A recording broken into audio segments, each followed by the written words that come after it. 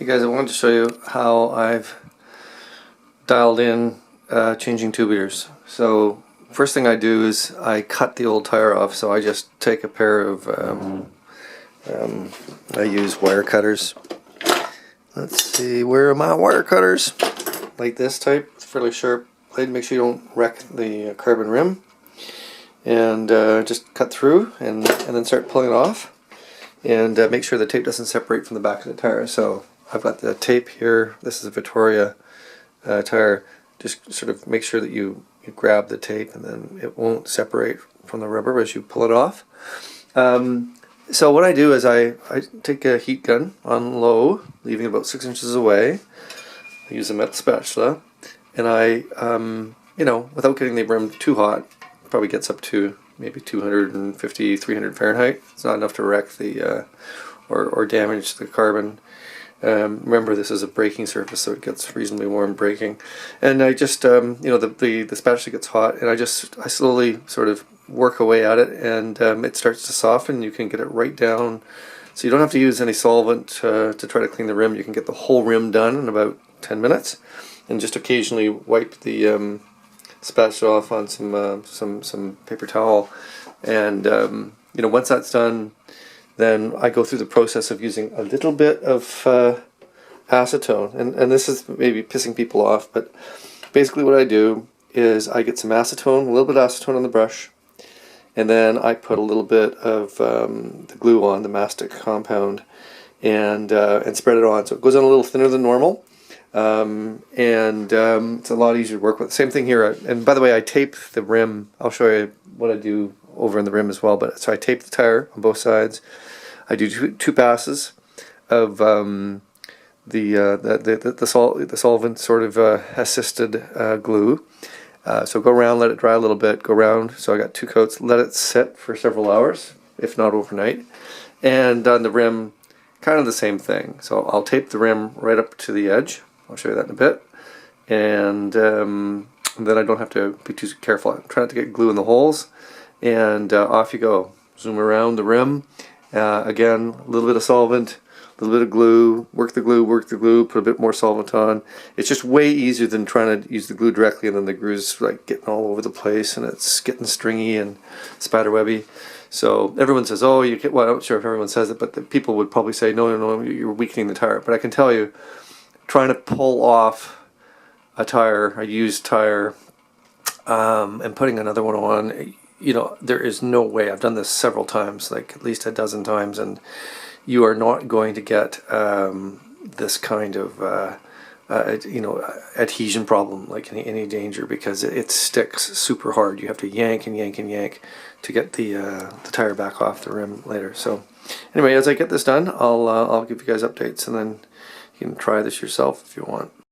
So with the glue off, and as I say, I'm sort of working it with the heat gun.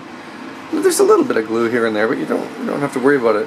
It's you're re-gluing anyway, right? So I just wipe the edge of the tire, the rim on both sides, and then the top with acetone with a rag, just to make sure that there's no glue on the outside edges, and then just sort of no big chunks of glue anywhere.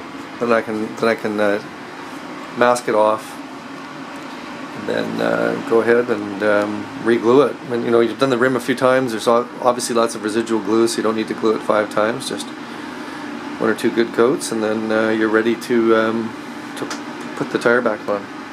So there it is, taped up. It took about 3 minutes, I guess, to do it, and now it's going to be fast doing the glue. So you'll know when you've got good coverage, because it should be shiny when you're done. You just spin it, and you go, okay, there's a dull spot. Once you've had a rim done a few times, it's got enough glue on it, you don't need to really put a ton of glue on. And when I'm doing this, I pour a little bit actually into the cap, and then I dab it a little bit. So it's pretty much dried up here now, but I just put a small amount in there just to sort of keep the bristles wet. It just helps the glue flow. I don't drench the brush and overdo that. So when you've gone around a couple times, you should have a nice golden kind of, the color from these lights, unfortunately, is accentuating the yellow, but when you do it, you'll actually see that you're taking what is basically a white tape in the bottom. And by the way, I've got the tire, maybe inflated with just a couple of psi. And as you go around, it darkens, it yellows, and so you have a nice shiny yellow surface. You should actually see the glue floating, on the surface. You don't want to just have it a matte look. You want it a bit shiny. And when you get around to the stem, the electric glue, same thing on the rim. The electric glue around the stem area for a bit more support. When the tires, these tubulars tend to deflate very quickly, so you're pushing, your pump onto it. You don't want it to be separating. So let it sit overnight, or at least several hours. Let this dry up, and then the next day, one more light coat on the rims, and then very quickly assemble the tire. We'll get to that next. And then straighten it up, and then pump it up and let it sit overnight, and then it should be ready to roll. So we'll let this dry for now, and then we'll do the mounting tomorrow. Wear nitrile gloves, and I use this MG Chemicals horsehair cleaning brushes. You can get them on eBay or Amazon or whatever, and they're nice. They work really well.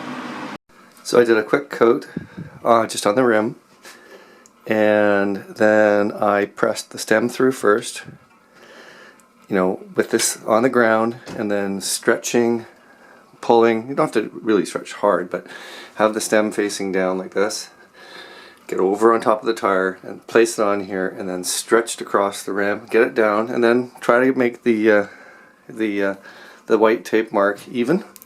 And you can just grab it and just pull the rim, add a bit of air, and straighten it out, and make sure it's it's centered on the rim, and then fill it up probably to 120 or 30 psi.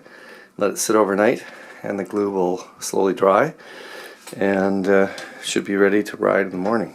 So it's good. I'm happy. I'm ready to head back out on the road for a good ride this weekend. One last thing. Do not use acetone to clean any excess glue that gets on the actual tires. The rim is fine, but not the tires. If you get glue on this, which is usually possible, then you will use something like Elmer's Sticky Out, something very gentle. It's going to take a little while to get it off, but otherwise you're just going to melt the rubber and damage the tire. I've done that before. Didn't cause it to puncture or anything, but it roughens up the surface and makes it look like crap, and obviously it is weakening it. So just think about that and be careful. That's why masking tape is a good idea.